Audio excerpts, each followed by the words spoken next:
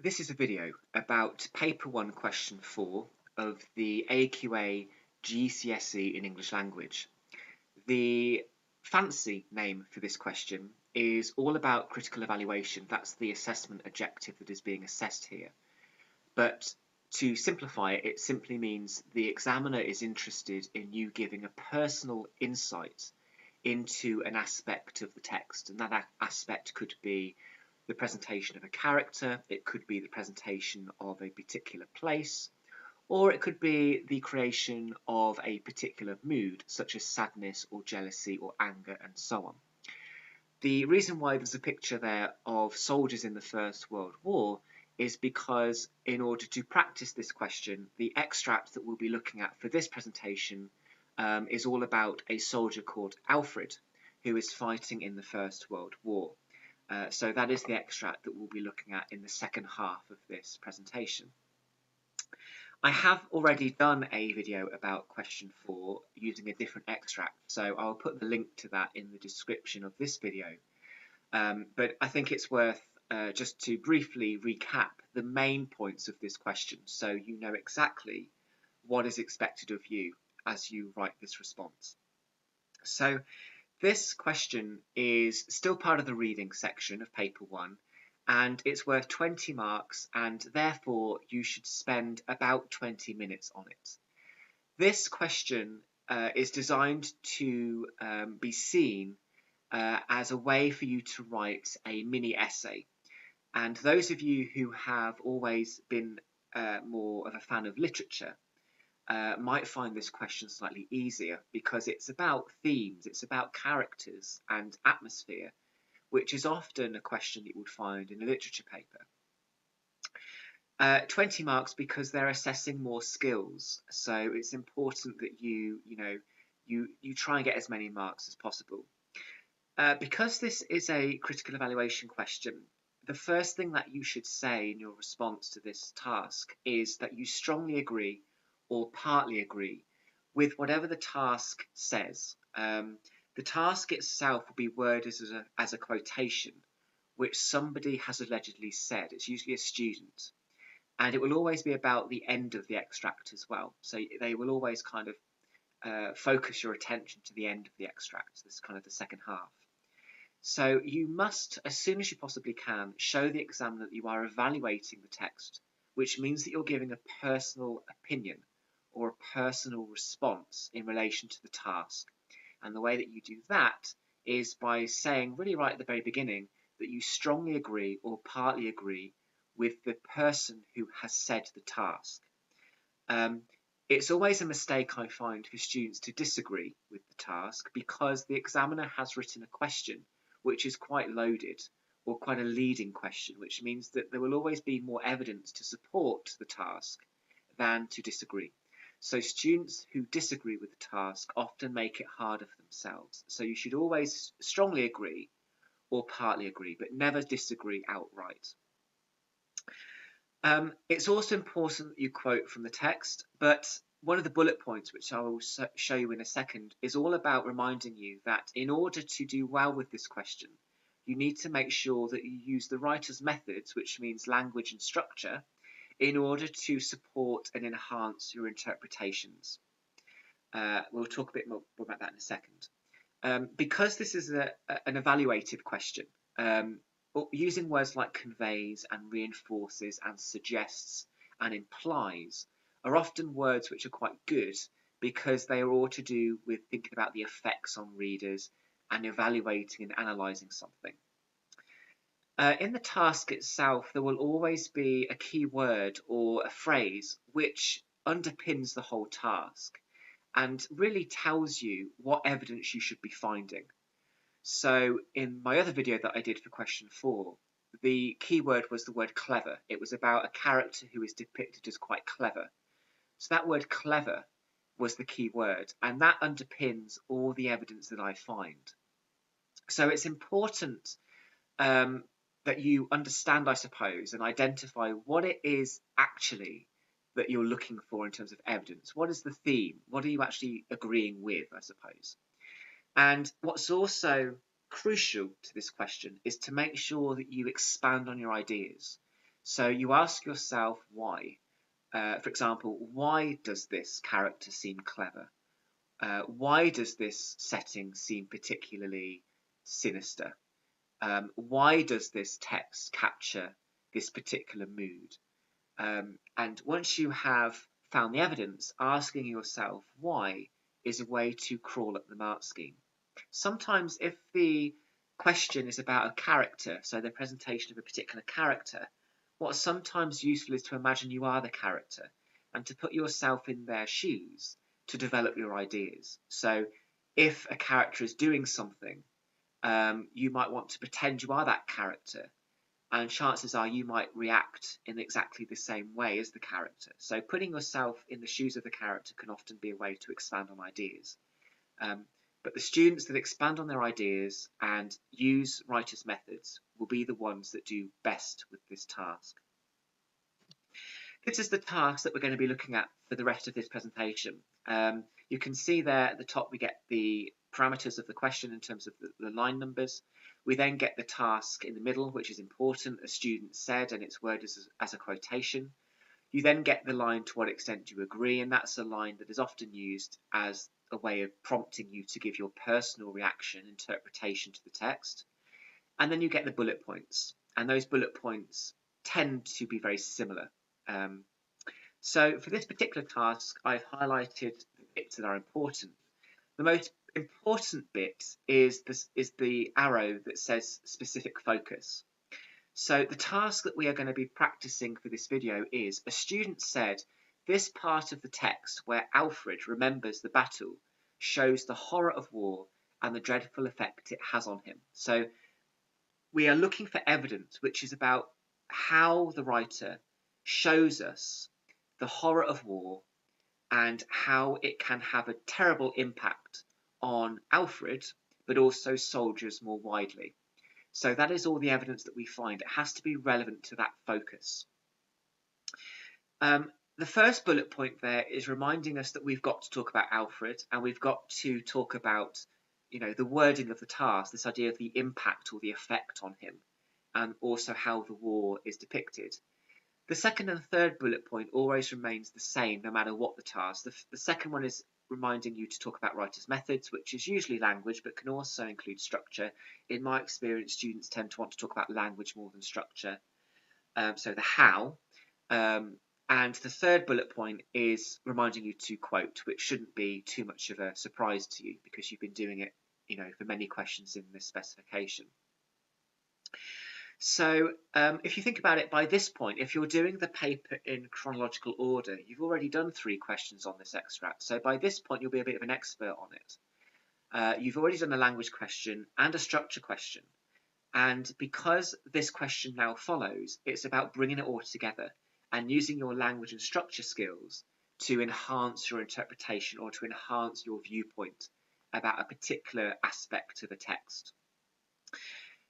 One of the ways that you can expand on your ideas and ask yourself why, I suppose, is to ask yourself questions like this. So many of you might have studied the First World War in history, or you might have studied other World War I texts like poetry, for example, in school. But you don't have to be a genius to work out that the First World War or any combat is particularly horrific on the people that fight it. One of the things that you might know, for example, particularly for the First World War, is that there were many soldiers who suffered from what was called then shell shock, which we now call PTSD, or post-traumatic stress disorder. That's a fact.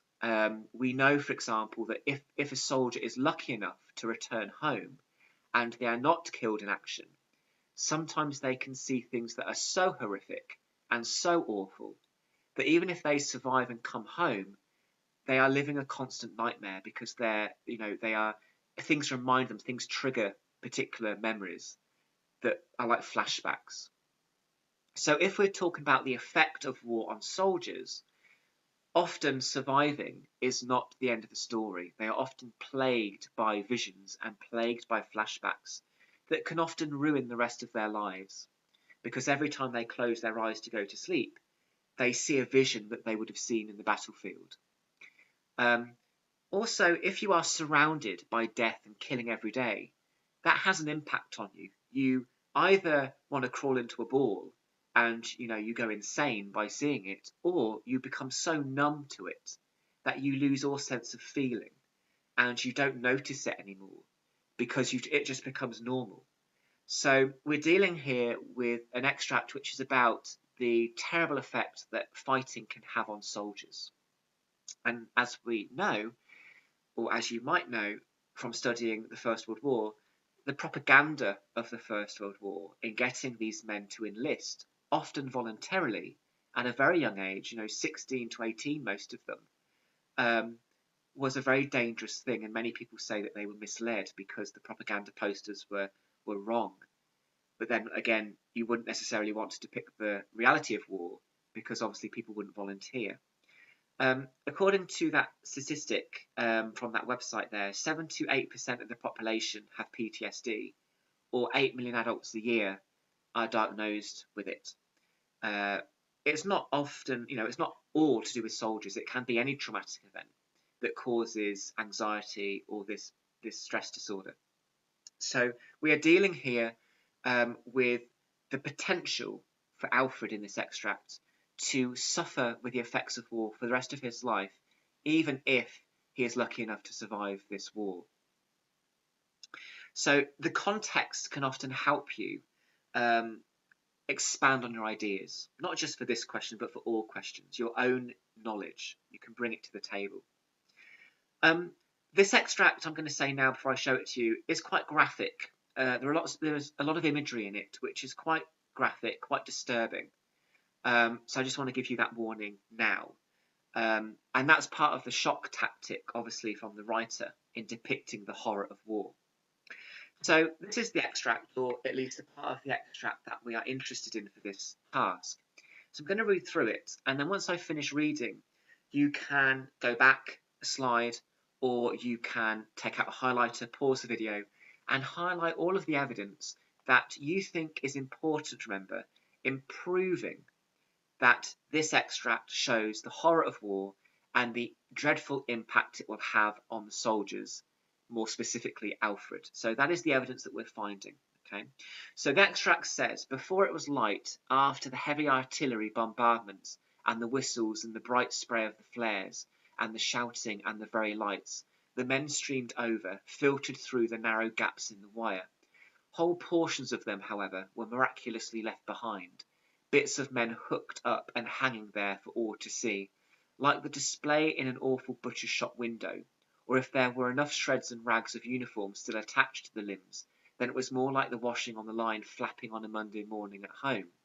Alfred had grown almost used to such sights, almost used to seeing the remains of men he had sometimes known and shared fag time and mugs of tea with, almost used to them being suddenly torn apart and scattered around here and there, or falling like rain into the mud, almost used to them being thrown up in the air along with the astonishingly loud shell bursts, used to seeing the remains chucked around among the living like so much discarded offal, used to seeing legs, hands, heads, and sometimes faces stare up at him blankly from the grey mud, used to seeing his pals' insides suddenly all spilled out from between their buttons, or poking through the rips and gaps in their uniforms, used to seeing their innards fully exposed in the cold light of the outside, where they didn't belong at all, where they were never meant to be seen. He knew it was wrong to be even remotely used to such sights, or to any of it, even for a second, let alone for ever. The rat zigzagged through the mud, down the service trench, past a wooden sign. It hesitated at the base of a trench ladder, and Alfred finally smashed it down into the mud. He felt its tiny backbone crack under his boot, and he had a moment of fleeting sympathy for it. Just another dirty dead thing, another of God's creatures that had given up the ghost in the mud, like so many others, and no one there to grieve its loss but him. He twisted his boot on the rat, pushing its bloated little body further into the mire. So it's quite a bleak extract, as you can tell, full of quite graphic imagery. So whatever the extract and whatever the task, there are 3 steps that you need to do in order to approach this task. The first one is read it, obviously, or reread it.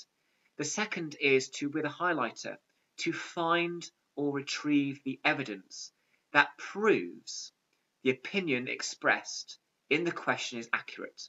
So here you are looking to prove that war is horrific and it will have or has had a dreadful effect on Alfred. Okay, so all the evidence that you highlight needs to be about how the war is depicted and how dreadful it is, really. And then once you have selected that evidence, you then need to look at what you have highlighted and look for any particular language choices or the methods. So there's always 3 steps to this. It's always the same. So you can pause this video now and go back a slide if you want to, and also use this paragraph here about the rat to find the evidence, or you can continue watching and we'll talk about what you could have found. Okay, so again, this is 20 minutes, remember. You have to be realistic about what you can do. There is lots of information in this that you could use actually to answer the question. This is why I like using this extract, because it's quite a good extract to practice question 4. I've highlighted here then the image of the bits of men hooked on wires, which looks like a butcher's shop. There's a simile there, which you might want to talk about. I've highlighted the phrase, Alfred had almost grown used to such sights, that declarative sentence, you could say. And the way that sentence is on its own, you can see it forms its own little paragraph there, which emphasises it, which emphasises the bleakness, I suppose, of this tone of this extract. We've got some quite graphic verbs, torn apart and scattered, so quite violent verbs there, which are describing people, remember. They are describing flesh and blood, who often enlisted in the war voluntarily for their country. So quite violent verbs. And as I read that out, you might have heard the repetition of the word used to, or the phrase used to, used constantly in that first section. And that paragraph, line 29 to 35, a long paragraph there, where the writer methodically, sentence by sentence, talks about one thing after the other that Alfred has seen. And he's not going to forget this, even if he survives and lives until he's 100 years old. He's going to remember this. It's not going to disappear out of his mind because it's so awful. Okay, so he's going to almost have a filmic or flashback all the time of what he has seen, because it's so horrendous. And then in that second little bit about the rat, again, it's bad enough that rats are here, and rats often were in the trenches because they were feasting on the dead corpses everywhere. But rats obviously are vermin, they spread disease and so on. Some people like rats, so no offence to the rat lovers here. But in this context, rats are supposed to be seen as vermin.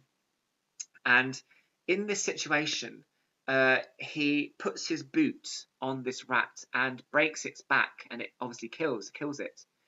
And we have that onomatopoeia, crack. You can almost hear the sound of that backbone breaking.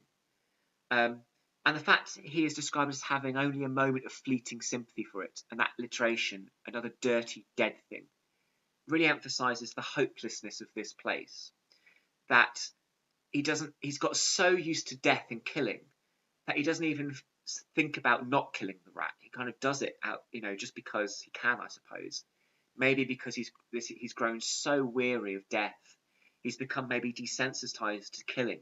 He's killed maybe many people. What's a rat? What difference does it make?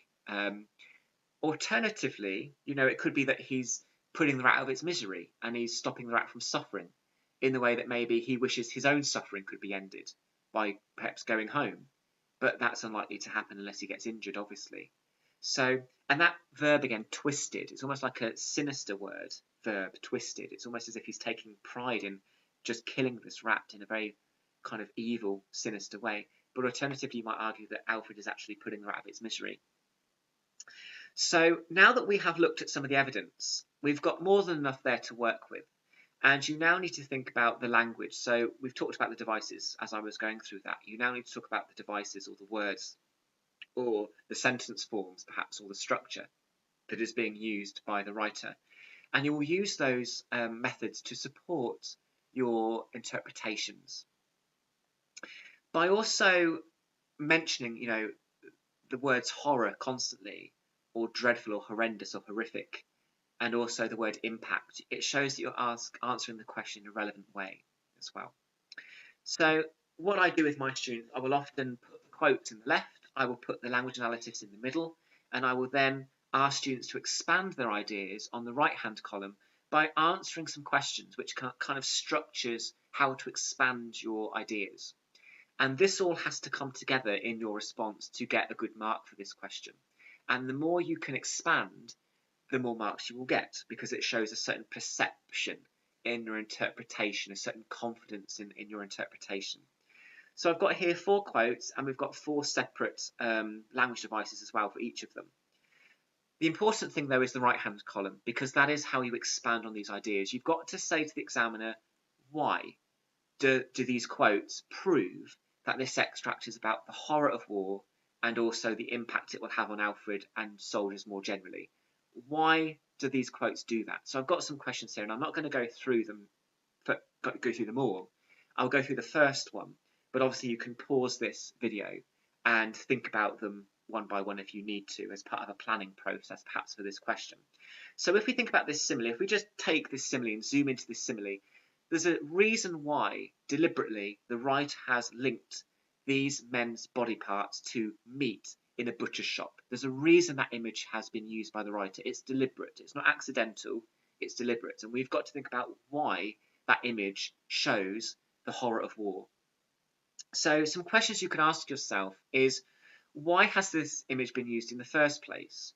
What does meat have to do with soldiers? How would you describe this image? So I would say it's quite grotesque or quite shocking or disturbing. It's designed to be a shock tactic from the writer. It's designed to make us feel sympathy for Alfred and other soldiers. But I also think of meat as being, almost a commodity. It's, animals are often bred to be slaughtered.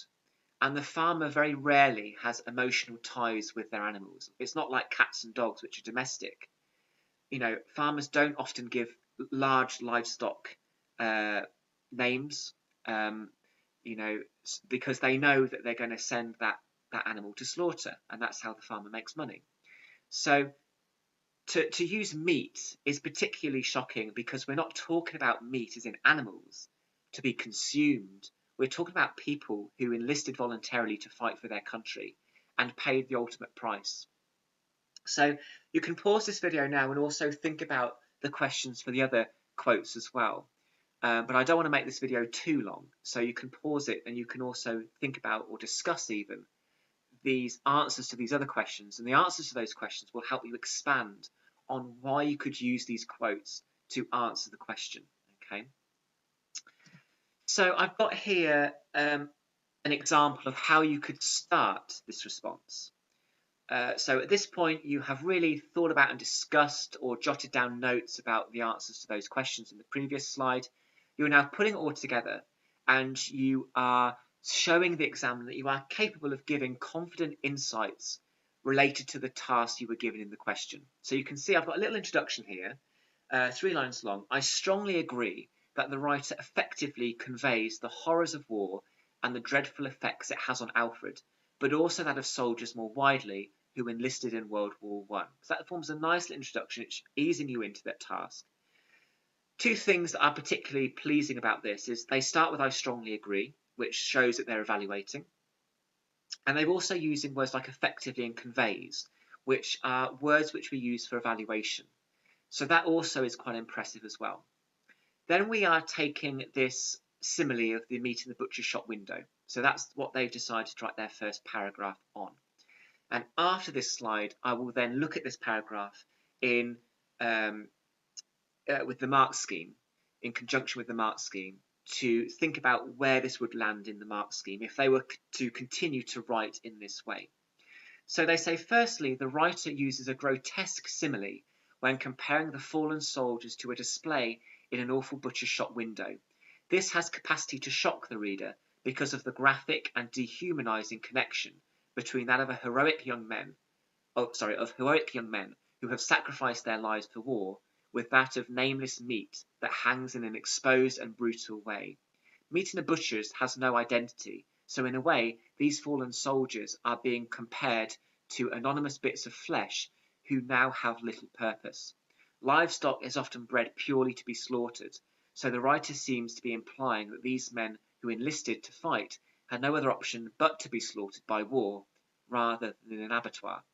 This reinforces the horrors of war because of the way the soldiers, including Alfred, seem to be presented as disposable, as if their efforts are being exploited. Okay, so that is just talking about that simile. So you can tell that they've managed to really expand on their ideas because they've thought about this before they started writing. It's not enough just to say, yes, this extract shows the horror of war because of this simile, because the examiner will say, yes, we agree, but why? So it's important to make sure you expand. Then in that second paragraph, they might talk about the violent verbs, torn apart and scattered, and talked about it in the same way. So that is an example of how to start this. And you might want to pause this video now to copy that down. You might want to pause it to reword it into your own work, as using this as a guide. Or you might just want to have a go now at writing your own paragraph using that same simile. But it's about obviously actively trying with your writing, because practice makes perfect, really.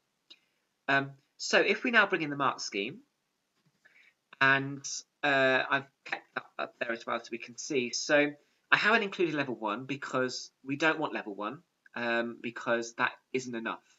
So we need to get 6 or more, so level 2 to level 4. So you can see level 4 at the top, perceptive detailed evaluation, level 3 clear and relevant, level 2 sum.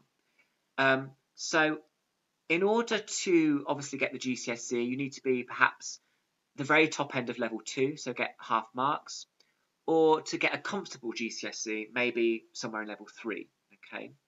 But because English is obviously untiered, it means you have the right to achieve whatever you want to, that you're not limited to achieve a maximum. You can achieve any of the grades because everybody sits the same paper. So if we think about this, paragraph, we're looking here perhaps to put this paragraph maybe at the top of level 3, maybe bottom of level 4. But again, as with English, it's always the case. There's always room for difference of opinion with marking. It's a bit subjective all the time.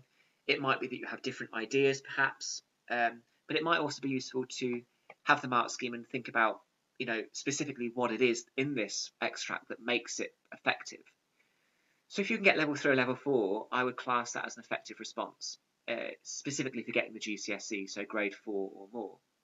So I think this shows relevant evaluation. It evaluates clearly the effects on reader. It shows clear understanding of writer's method, definitely, because they've mentioned the simile. They have quoted, and they have obviously responded to the statement. They haven't been asked one thing and gone on to another. They have clearly talked about the focus of the task, so they've answered the question. So they've hit, really, I think, all the criteria for that level 3. The question is, have they hit any of the bullet points in level 4? And if they've only hit one of those bullet points in level 4, they will get that level. So you don't have to hit all the bullet points in each level. You just have to hit one of them to get that level. So if they have, for example, developed a convincing and critical response to the focus of the statement, that would get them level 4, even if it's the only bullet point that they have met. So that's quite good about this mark scheme. It's always a complementary mark scheme. You can only hit one of those bullet points and it will still get you that level. You don't have to hit all 4 of them. So there might be an argument here that this response hits one of those top 4 bullet points, and therefore it will get the top mark of level 4, perhaps somewhere between 16 to 20. But again, that's a discussion that you can have perhaps in class or in your own mind in terms of where you think this would be in the mark scheme. But if you can get level 3 or level 4, that's a very good response, and it would mean a comfortable grade 4, definitely a grade 4 standard, which is obviously what everybody wants. So that is an example of how you could start it. Now you could pause this now and you could do 2 things. You could either continue that response by writing the next few paragraphs of it if you want to practice it even more, or you could look at this paragraph that I'm showing you here and highlight from an examiner's perspective, so taking off your student hat and putting on an examiner's hat, what it is about this that shows that they've hit that particular level. So critically engaging with this response can also be very useful to help them improve and to help you with your own writing. So in summary then for this question, you need to make sure that you're referring to writer's method, so the language and the structure. You need to make sure you're quoting, and you need to make sure that you are developing your ideas in detail, and asking yourself questions or putting yourself in the shoes of the character, thinking about their response to what they're seeing, for example, in this example. And that can be how you can expand to develop your ideas. And when you put all that together, you get critical evaluation and hopefully a good mark for this question. Out of 20 marks, so it's worth doing well. Question 4, question 5, the marks tend to all pool at the end of paper 1. So those two questions are quite important for you to get the GCSE. Okay, so I'll put the link to my other video for question 4 in the description of this video, but hopefully that has been helpful in how to engage with paper 1 question 4. Thank you.